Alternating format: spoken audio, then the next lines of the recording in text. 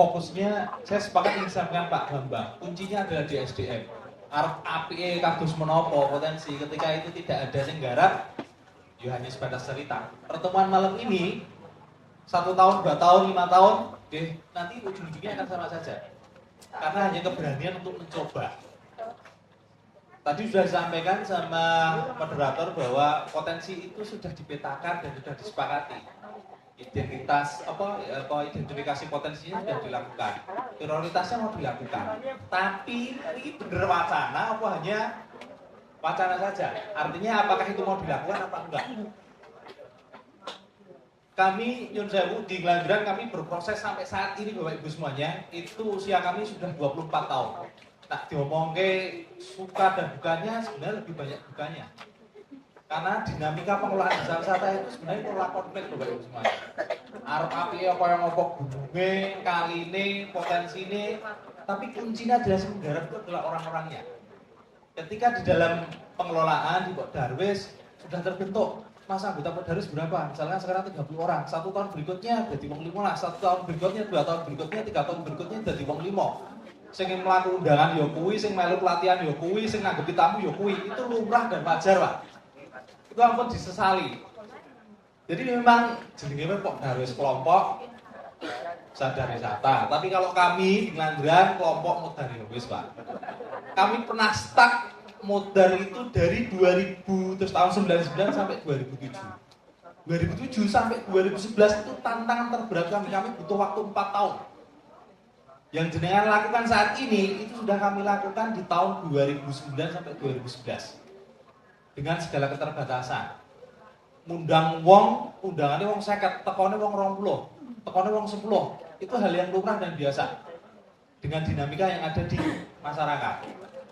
Nah, untungnya kami itu di saat momen itu kami lakukan dengan segala keterbatasan, yang akhirnya menumbuhkan rasa juangnya untuk tinggal ning desa ki ono. Wis kadung basah, wis kadung teles, tak tinggal ning maneh-maneh. Kemudian kami memutuskan ini harus tetap digarap. Nah, yang ingin saya sampaikan di sini Bapak Ibu, Mas Pok Darwis itu terbentuk, ini udah ngono-ngono wae. Ya, ketika tidak ada keberanian untuk mencoba ya seperti itu. Timnya misalnya wong 30 dadi wong 5, tapi wong 5 itu tidak ada gerakan, ya 10 tahun, 20 tahun ya akan sama. Tapi ketika 5 orang ini mampu, yo Pok Darwis itu memang dasarnya itu ikhlas, Pak. Ora ono sing kemudian entuk apa nak ditakoni iki entuk apa ya ora entuk apa-apa. Dan jauh kalau ditakoni dapatnya apa ya enggak dapat apa-apa. Karena memang ini aset bersama. Potensinya digarap bareng, aset bersama, asetnya desa dirembuk bareng. Nak usaha pribadi ku digawe abang biru ijo kuning bebas niku cepat prosesnya. Tapi ketika ini aset bersama, itu dirembuk bersama, kemudian butuh waktu. Makanya tidak bisa instan, tidak bisa cepat. Nah, 4 tahun pertama yang kami lakukan Bapak Ibu sudah dilakukan, teman-teman tadi sudah disampaikan sama Pak Moderator, sudah dilakukan identifikasi. Kami pernah melakukan itu. Tapi dari semua yang kami identifikasi, itu tidak bisa kami kerjakan di tahun pertama. Kami lebih kepada ngerjake sing berbiaya murah dan bisa dilakukan. Karena di saat itu ora ono dana keistimewaan, ora ono fasilitasi dari Dinas Pariwisata, nggak ada fasilitasi program pelatihan. Kami jadi tim pengrajin proposal Pak selama 4 tahun. Lemparnya kemana? Ke kampus. Universitas di Jogja itu ada program yang namanya pengabdian masyarakat. Kami ngakses PNPM pariwisata, kan ada 3 PNPM kalau nggak salah, PNPM pariwisata, perkotaan sama pedesaan. Nah, kami akses PNPM pariwisata itu tahun pertama kali kami bisa akses itu tahun 2011. Nilainya 65 juta hanya untuk peningkatan kapasitas SDM. Kenapa? Karena mayoritas masyarakat kami itu buta, Pak. Kepiye to ngelola desa wisata itu? Kepiye to carane membuat paket wisata? Kepiye to carane guiding? Kepiye to carane ngelola kuliner? Kepiye to carane ngelola homestay? Itu semuanya buta dan tidak ada ilmu itu. Akhirnya kami mengalokasikan dana itu gandeng. Ada 3 metode yang kami pakai di Ngelanggeran. Ini kami sedikit cerita Bapak Ibu, karena kami lebih pada praktek di lapangannya. Saya pikir dinamikanya sama, kuncinya adalah orang-orangnya. Nah, 3 yang kami lakukan adalah pertama, merubah mindset masyarakat. Merubahnya kepiye? Yang jenengan lakukan ini sudah kami lakukan di tahun 2009-2010 selama 2 kali. Nak sing matur, sing ngomong itu di hadapan Bapak Ibu semuanya itu warga lokal. Saya ngundang warga lokal, kemudian saya bercerita, ya ora bakal digagas. Apalagi kami notabene lebih muda. Nekake bapak-bapak tiang-tiang sepuh cerita lah, kowe lahir ini pirang dino ya cerita. Ya ora bakal digugu, ora bakal digagas. Akhirnya kami gandeng, Pak. Gandeng praktisi, gandeng akademisi, gandeng dinas pariwisata kon cerita. Minimal dia ketika ada orang baru masuk ke desa bercerita itu akan udah misalnya orang dirungoknya tapi mesti dihormati. Itu. Kemudian yang kedua, kami gandeng media. Saat ini itu banyak banget akun Instagram bisnis yang bisa membantu kita. Kalau di era kami nggak ada. Nah, gandeng media dan berbayar, Pak. Kami pernah bayar KR, kami pernah bayar Jogja TV itu di tahun 2011. Kami pernah bayar Jogja TV itu 750.000. Liputannya rasulan. Kalau temberi yang rasulan betul, Pak? Rasulan itu betul ya rasulan. Kan di sini Barita, bersih desa, ngerti dusun, ngerti dusun. Nah, kami rasulan kami liput Bapak Ibu nanti bakal disyuting Jogja TV. Sambil ngerti nih sinetron, tiba-tiba mereka jadi pemain. Tapi itu kami ngetek itu sama krunya, ditampilkan bentuk landscape-nya. Mereka baru kebuka. Secara visual bisa dilihat, oh ternyata jebulan ini gunung dewi ini apa ya? Oh ternyata sawah ini apa ya? Ternyata di video ini bagus. Karena melihat visualisasi di TV. Mereka baru kebuka wawasan. Pantesan orang datang. Nak dodolan produknya dewi sing tukuki wong lokal ya bakal payu. Karena bisa mendino iroh, Pak. Terus bosen lah waktu ngopo membahas Gunung Api Purba waktunya gunung ngono wae. Ya memang hanya seperti itu, tapi beda cerita ketika yang datang itu orang Jakarta, orang Surabaya, itu kan beda cerita.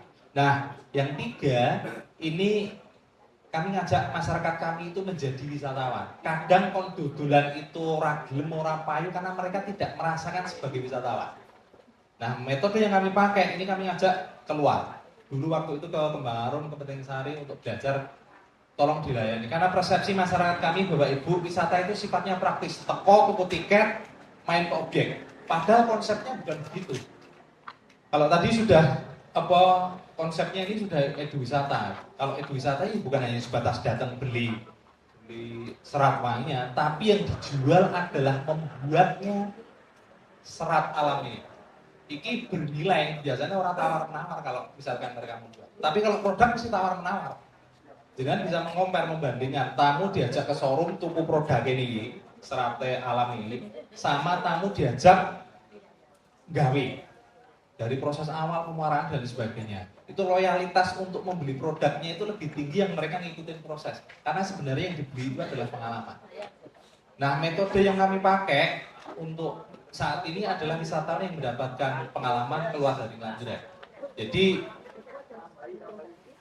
petanya sudah ada, potensi sudah ada, tinggal gabungke. Nah, ketika gabungke itu harus punya estimasi waktu, kemudian estimasi sopongko, kemudian yang paling penting banget adalah bentuk kerjasama nih. Pok Darwis dengan kelompok, kelompok, contoh misalnya kelompok homestay, kelompok kuliner, kelompok pengrajin apa dan sebagainya itu disepakati. Biasanya sih gawe orang buyuk itu karena orang clear di awal. Tidak clear di awal. Sakjane iki didol karo pengelola iki piro to? Sakjane didol karo Pak Darus iki piro to? Ade iki nomor piro? Karena itu enggak clear, akhirnya bubar gara-gara itu. Jadi di awal itu harus clear. Kalau di kami membuat manajemen satu pintu. Orang pengen reservasi ya pintunya tetap Pak Darus. Sing bagi ya Pak Darus, sing menentukan harga juga Pak Darus. Jadi kontrolnya ada. Jadi tidak akan terjadi selingkutan yang kono didol 10.000, yang kono didol 5.000 ya orang pasti akan memilih yang lebih murah. Nah, ini hanya sekilas Bapak Ibu semuanya. Karena dibatasi oleh waktu, saya pikir lebih kepada nanti saya ingin mendengarkan Bapak Ibu semuanya itu curhatnya itu sampai saat ini kayak ngopo. Rasa di ngomongnya senengnya, saya ingin mendengar susah. Karena proses di awal itu tidak ada yang kemudian itu langsung bunga. Jadi saya ingin mendengar nanti seperti apa, syukur kami bisa memberikan ilustrasi arahnya kemana. Mungkin itu sebagai gambaran sekilas. Saya kembalikan pada moderator nanti kalau misalnya ada diskusi tanya jawab kami persilakan. Matur nuwun. Assalamualaikum warahmatullahi wabarakatuh. Diberi apa yang mulia kepada narasumber kita Bapak Haris Budiono. Oke, pesan dulu ya. Kita lanjutkan dulu narasumber yang kedua kita, yaitu Bapak Bobi. Silakan Bapak. Baik, Assalamualaikum warahmatullahi wabarakatuh. Izin Bapak Ibu saya berdiri ya, dari tadi duduk terus pegel itu kayaknya. Ya. Baik, jadi sedikit saya ada materi pemantik aja Bapak Ibu semua. Jadi mungkin next saja langsung ke materi karena waktunya cuma 15 menit ya Pak ya. Ya next. Nah satu, ini Kelurahan Salam Rejo yang kami coba lihat paling tidak ada 5 potensi. Yang pertama salah satu adalah potensi sumber daya alamnya untuk serat alam, daun agel, enceng gondok, dan akar wangi yang hari ini menjadi ekowisata kerajinan serat alam. Yang kedua, persawahan, kemudian juga potensi aset seni dan budayanya seperti dusun, kemudian sejarah panjang syarat dengan unsur budaya dan kental. Dari 5 ini, Bapak Ibu semuanya tadi sudah mengambil ekowisata kerajinan serat alam menjadi identitas. Luar biasa. Tepuk tangan dulu buat teman-teman Salam Rejo. Kenapa saya mengapresiasi di awal, Pak? Tidak sedikit teman-teman desa wisata yang bingung ngambil identitas, nggak punya keberanian ngambil identitas. Tetapi Salam Rejo memulai dengan sebuah identitas itu luar biasa sekali. Karena identitas ini merupakan salah satu unique selling point.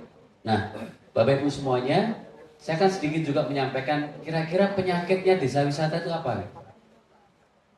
Next. Nah, Bapak Ibu semuanya, ini adalah isu strategis tentang desa wisata. Ini yang dikeluhkan wisatawan tentang desa wisata. Yang pertama, produk artifisial minim storytelling. Masuk ke desa wisata itu jarang dijelaskan secara runtut, Pak. Datang, muter-muter, selesai, pulang. Tapi storytellingnya rata-rata lemah. Ini yang dikeluhkan wisatawan. Yang kedua, market driven rentan duplikasi. Tetangga kita bikin A, kok laris, kita bikin A juga. Desa di ujung sana bikin B, laris, kita bikin B juga. Itu biasa penyakitnya desa wisata, rentan duplikasi. Sehingga dari 300 sekian desa wisata yang ada di DIY, dari ujung Gunung Kidul sampai Kulon Progo, banyak yang kita temui sama. Kemudian yang ketiga, minim paket, minim inovasi. Yang dijual masih potensi, Pak, bukan paket. Jadi mohon bisa dibedakan antara menjual potensi dan menjual paket. Nanti kami jelaskan lebih lanjut. Kemudian selanjutnya, desa hanya menangkap, tidak ada nilai tambah bagi wisatawan. Mendatangkan wisatawannya mampu, Pak, tapi nahan lebih lama di desa wisatanya belum mampu. Ini juga menjadi pekerjaan rumah kita bersama di desa wisata. Kemudian selanjutnya, sukanya jual tiket, bukan jual paket. Ini juga masih banyak terjadi. Kadang cuma ngopeni parkirnya juga terjadi. Kemudian kolaborasi terbatas, antar desa wisatanya pun nggak akur. Banyak terjadi. Perbatasan dari mungkin Salam Rejo ke utara, ke timur, ke barat, ke selatan. Bagaimana kita membangun kawasan dan berhubungan baik dengan desa wisata pada tetangga. Kemudian butuh kepemimpinan lokal. Kadang-kadang memang desa wisata itu membutuhkan kepemimpinan lokal. Tetapi nggak boleh bergantung. Kita bisa belajar dengan saudara-saudara kita di Ngelanggeran. Bagaimana Mas Sugeng, Mas Aris itu menjadi tokoh-tokoh kepemimpinan lokal di sana. Tetapi nggak boleh juga mereka tergantung di 1-2 orang. Tetapi bagaimana kolektivitas di desa wisata itu harus dibangun. Kemudian perlu dipastikan identitas yang jelas. Tadi kenapa saya mengapresiasi Salam Rejo? Karena identitasnya jelas, Pak. Ekowisata kerajinan serat alam itu jelas. Artinya tujuannya juga jelas, identitasnya jelas. Kemudian desa dan kampung wisata tumbuh dengan cepat tanpa dasar kelembagaan dan akar potensi, serta karakter yang kuat sebagai bagian dari daya tarik wisata. Kalau di Salam Rejo sampun wonten master plan-nya, Pak? Master plan-nya sampun ora? Sampun nggih. Mudah-mudahan master plan-nya nanti bisa dimasukkan ke Riparkel, Pak. Di rencana induk pengembangan pariwisata kelurahan sehingga menjadi dasar nanti perkembangan ke depan. Kemudian klasifikasi desa kampung wisata yang belum terstruktur. Jadi kadang-kadang masih tumpang tindih. Mana kalau di sini masih embrio atau sudah berkembang atau maju atau mandiri, Pak? Embrio ya. Baik. Tidak apa-apa, Pak. Artinya kejelasan klasifikasi itu akan menjadi ekspektasi wisatawan sehingga pada saat wisatawan datang pun juga akan menyesuaikan pasti. Kemudian juga konsisten dan komitmen pengelola manajemen dalam melayani wisatawan. Sebagian besar masih bayar reservasi. Jadi kadang-kadang harus reservasi duluan. Ini juga menjadi beberapa keluhan. Masing tumpang tindih tupoksi pengelola desa wisata dan kampung wisata dengan Pok Darwisnya. Karena ini tupoksinya berbeda ya antara desa wisata dengan Pok Darwis. Next. Nah, Bapak Ibu, apa yang kita jual sih? Yang kita jual ada beberapa yang kita bisa lakukan. Ada rumah penduduk, ada gunung, sawah, hutan, tarian budaya, jalan, kendaraan, sosial budaya masyarakat, kemudian dari kerajinan.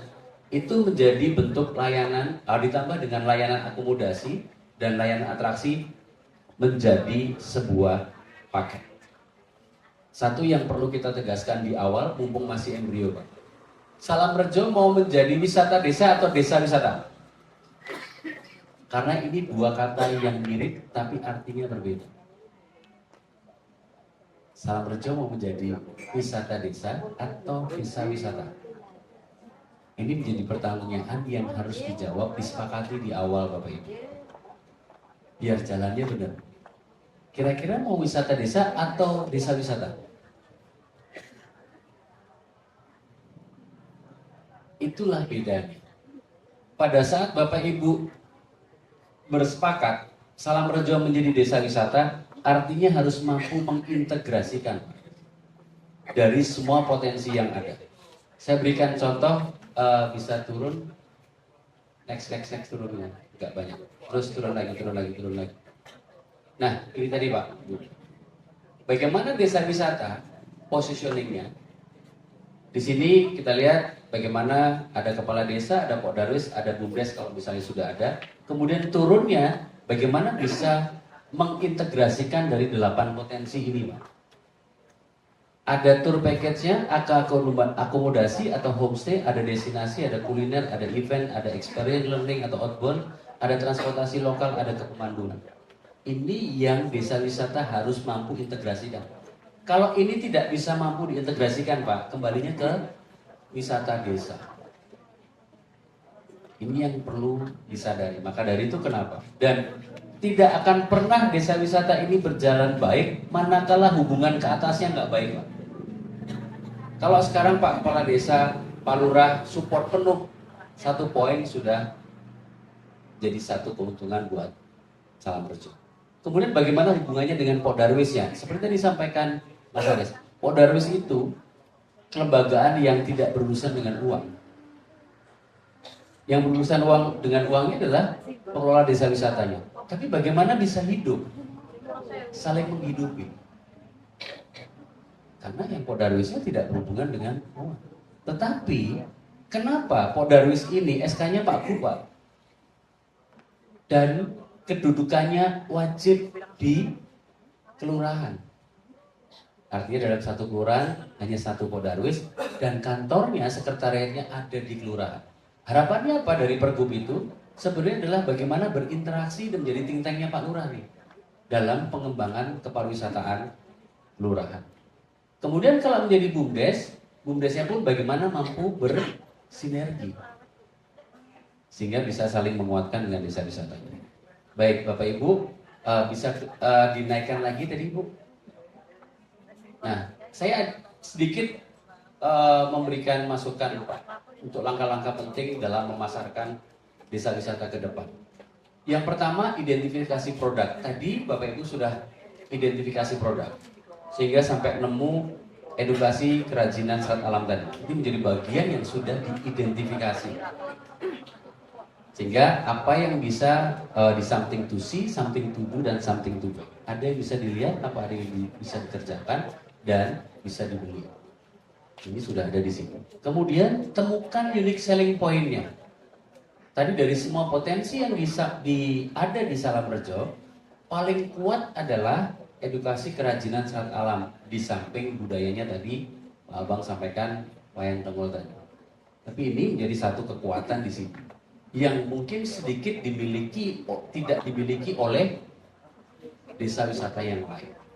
Nah ini menjadi satu unique selling point dan Bapak sudah temukan.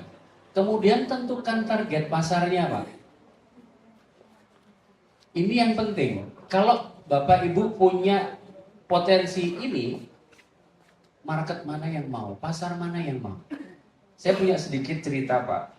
Pada saat kita punya potensi tetapi kita salah pasar.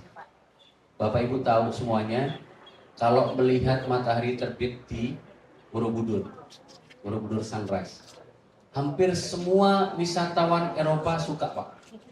Mau orang Prancis suka, orang Itali suka, orang Spanyol suka, orang Belgia suka. Tetapi tidak untuk orang Belanda, Pak. Kenapa? Ada yang bisa bantu saya nggak? Kenapa saya jual ke orang Belanda nggak laku, Pak? Tapi orang Eropa yang lain antri. Padahal harganya nggak murah. Untuk lihat matahari terbit aja 550.000. Padahal belum karuan kalau mendung ya nggak nongol. Kan? Tapi kenapa saya jual ke market Belanda nggak laku? Ada yang tahu nggak? Ini pentingnya kita mengenali market kita. Kalau enggak, ya itu tadi, saya jual sampai kapanpun nggak laku. Karena satu, Pak, orang Belanda itu culture-nya nggak bisa bangun pagi. Kalau kita jual Borobudur Sunrise itu berangkat dari hotel aja sudah jam 3:30 pagi.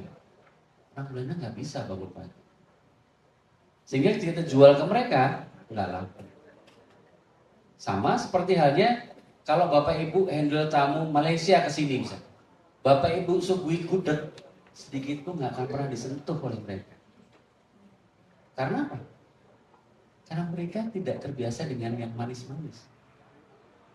Inilah pentingnya kita mengenali market pasar yang akan kita tuju. Sehingga apa yang kita jual itu akan efektif sesuai dengan market kita. Pasar tentang kerajinan serat alam ini akan di mana? Tentunya itu yang perlu kita kenali. Next. Nah, ada positioning dan ada branding. Bapak Ibu semuanya, kenapa ini penting? Kalau kita lihat serat alam ini, Bapak Ibu semuanya, kemarin saudara-saudara kita di Krebet itu juga masuk ke ADWI. 50 besar desa wisata di Indonesia dengan kerajinan batik kayu. Tahun yang lalu sebelumnya, Ukir Sari itu juga masuk di ADWI 50 besar. Dan bahkan juaranya, Mas ya, itu dengan kerajinan batik tulisnya. Artinya apa? Pada saat kita fokus dalam satu seperti halnya serat alam ini, sebenarnya potensi untuk menjadi desa wisata yang luar biasa di Indonesia sangat terbuka lebar. Tetapi kembali satu, konsistensi untuk itu. Maka dari itu positioning dan branding itu penting. Nah dari sekarang mulai ditata untuk apa yang menjadi identitas dari serat alam ini, kemudian untuk kekuatan brandingnya dan sebagainya. Sekarang sedikit banyak saya coba tanya, Bapak, mungkin ibu-ibu yang sering ini. Ibu-ibu kalau mau beli deterjen, kadang-kadang nemunya beli apa tuh? Rinso. Padahal belum tentu beli Rinso, Pak. Ada Soklin, ada Daya, ada macam-macam tuh. Tetapi selalu nyebutnya Rinso. Sama kalau ibu-ibu mau beli pasta gigi, belinya apa? Pepsodent. Padahal beli Close Up, beli apa? Banyak yang lain. Nah itulah kekuatan sebuah branding.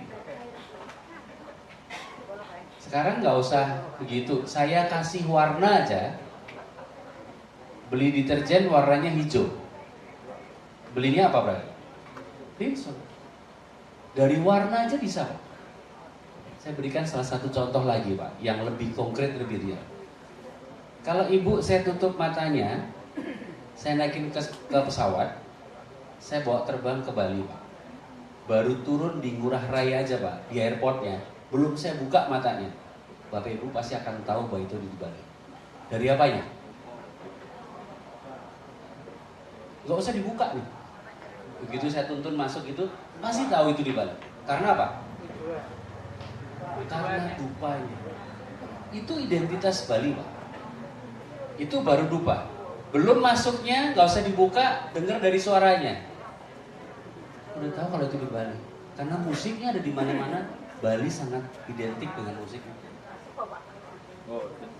Belum lagi Pak, kalau saya buka, saya turunin di area manapun di Bali, Bapak pasti tahu kan itu di Bali. Karena apa? Penandanya ada. Yaitu di setiap sudutnya ada pura.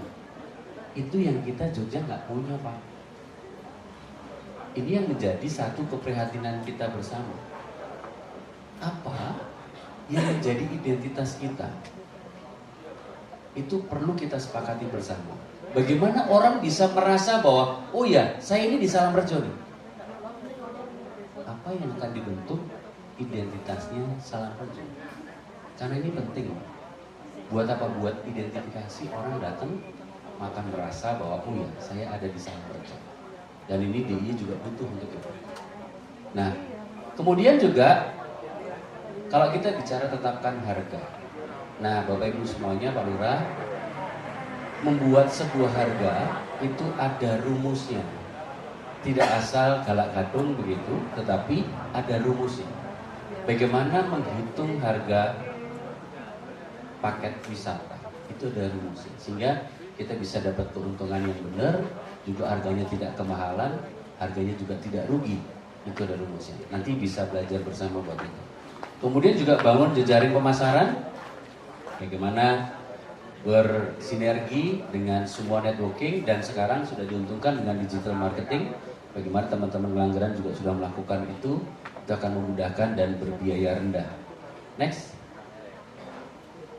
Kemudian lakukan komunikasi pemasaran, juga pengaturan pengunjung. Nah ini pengaturan pengunjung nih ya, Bapak Ibu semuanya, Jogja sudah bergeser ke quality tourism.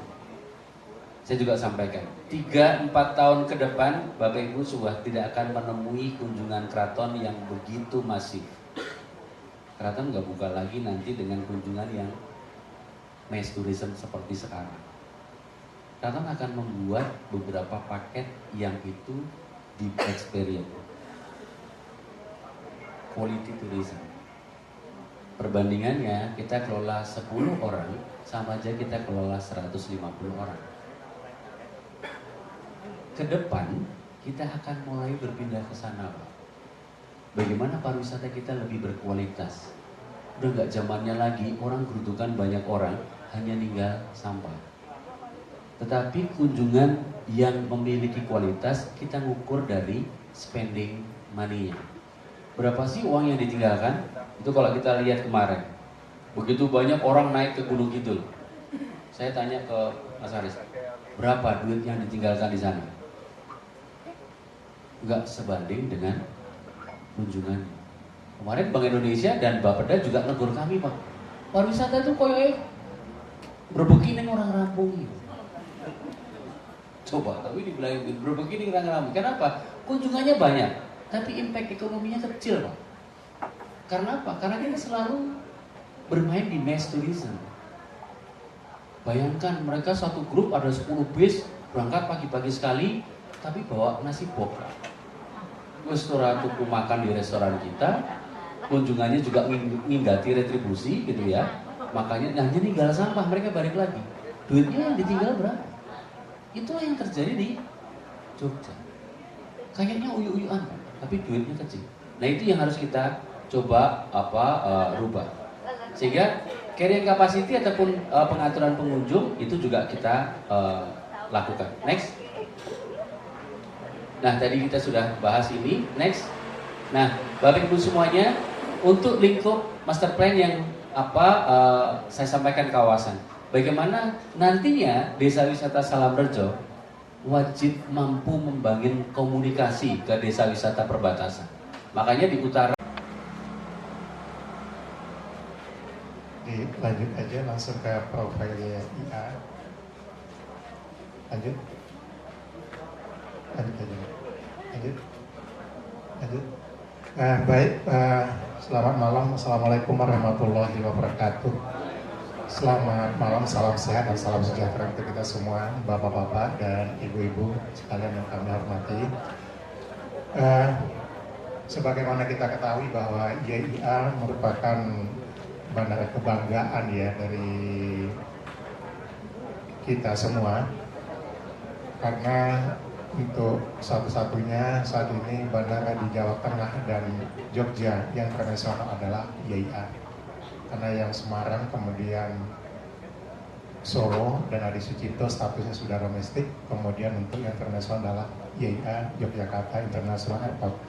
Kalau tadi sudah disinggung Pak terkait dengan pariwisata, nah kami di sisi ininya Pak, sisi bagaimana mengangkut dan mendatangkan aksesibilitasnya. Nah, untuk YIA sendiri tadi sempat juga disinggung terkait dengan Bali. Nah, kita tuh sebenarnya punya landasan yang cukup panjang ya dibandingkan dengan di Bali. Kalau di Bali itu cuma 3 kilo, kita di 3.250 kilo. Artinya apa? Untuk kemampuan kita di oleh pesawat itu jauh lebih tinggi daripada di Bali. Kalau di kita sudah dipersiapkan betul, kita bisa menampung pesawat yang paling besar yaitu Airbus 380 yang isinya sampai 500 sampai 600 ya Pak ya.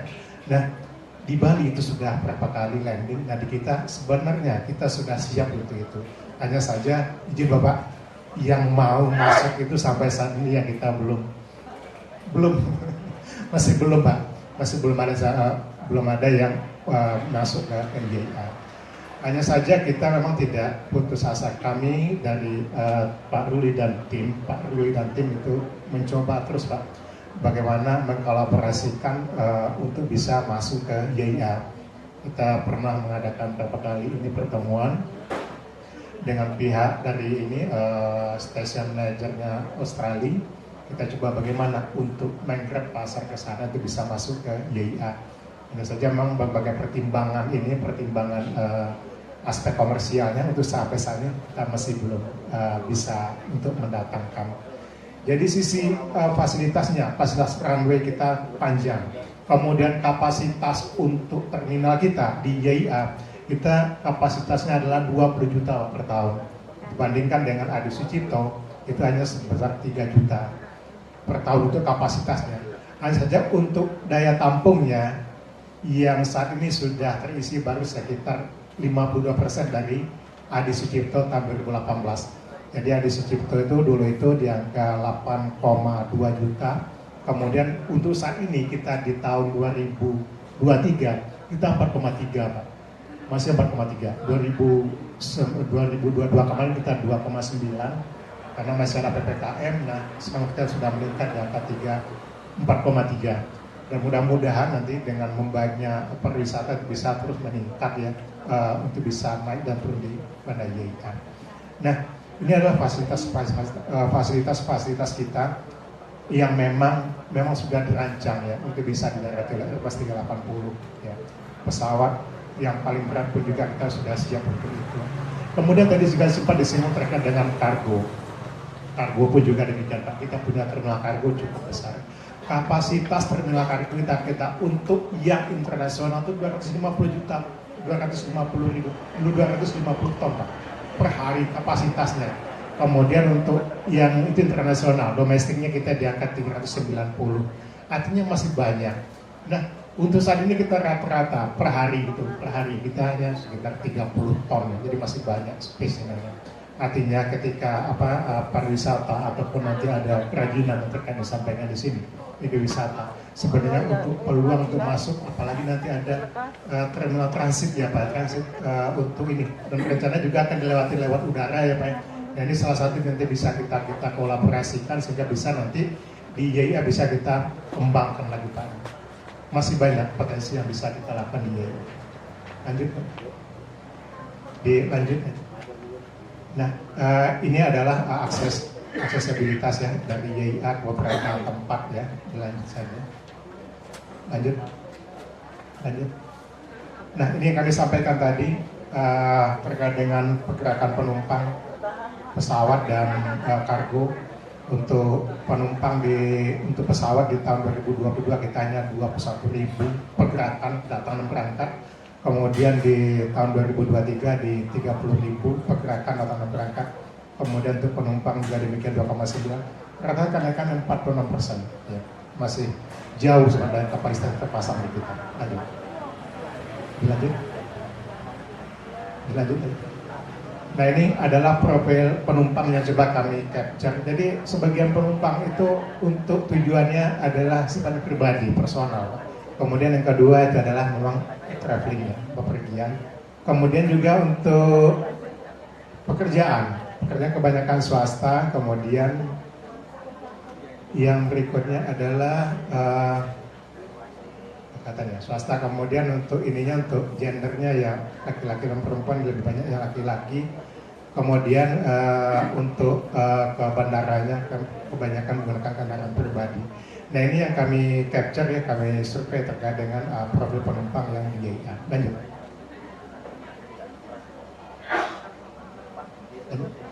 Ya, lanjut. Nah, sinergi, ya, pengembangan pariwisata. Lanjut. Nah, sinergi pengembangan pariwisata. Nah, di YIA, Pak, kami ini mungkin sebagai benchmark aja ya di kita, bahwa di YIA sinergi kami sebagai bandara dengan Kementerian BUMN, kemudian Kementerian Pariwisata. Nah, di YIA itu kita punya Tourist Information Center. Jadi di sana sebenarnya bisa dipajang atau ditempatkan, apakah itu terkait dengan informasi-informasi pariwisata yang bisa disiapkan. Mungkin kalau ada nanti informasi terkait dengan pariwisata bisa kita tempatkan di sana. Kemudian juga untuk pentasnya nih, kami juga siapkan di sana. Ada beberapa kerjasama, ya, yang sudah terjalin selama ini, apakah itu dengan Kulon Progo, kemudian dengan Bantul, kemudian sampai ke yang sebelah Pak Purworejo dan juga dengan Pacitan. Mereka bisa melakukan pentas seni di sana, kemudian kami bisa mengakomodir lokasinya di mana ditempatkan. Kemudian juga terkait dengan aksesibilitas, kami bekerjasama dengan KAI, bagaimana dari bandara menuju ke tempat wisata itu bisa akses jadi lebih pendek. Karena kalau dengan kereta dari bandara menuju ke Jogja itu sekitar 39 menit, tapi kalau dengan kendaraan umum kan sekitar 1 jam 15 atau 1,5 jam. Lanjut. Nah, ini juga dengan ini dan dengan UMKM, bahwa di YIA itu UMKM-nya untuk kelas bandara adalah terbesar, Pak, di Indonesia. Kita ada di angka sekitar 1.300 ya meter persegi.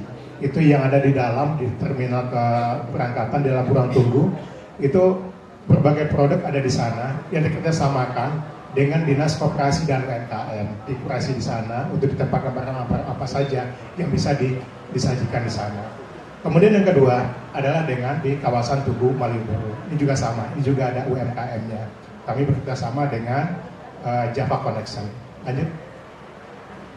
Nah, ini adalah salah satu bentuk komitmen sinergi kami dalam mendukung pariwisata. Salah satunya adalah mendukung karya dan produk lokal. Jadi petugas APSEC kami di sana Aviation Security menggunakan atribut pakaian daerah dengan motif batik. Ya, kami menggunakan belangkon, Pak, teman-teman di APSEC di sana, sehingga itu mencerminkan bagaimana bisa kelihatan di daerah istimewa Yogyakarta. Kemudian yang berikutnya adalah JIA mendukung karya dan produk lokal. Kita di sana ada Balai Tambang, ya. Kemudian beberapa waktu yang lalu kami pernah melakukan event di sana bersama dengan Dinas Pariwisata, sehingga itu bisa sebagai bentuk dukungan kami untuk pengembangan pariwisata. Lanjut. Demikian Bapak Ibu sekalian dari kami, terima kasih. Kurang lebihnya mohon maaf. Wabillahi taufiq wal hidayah. Wassalamualaikum warahmatullahi wabarakatuh.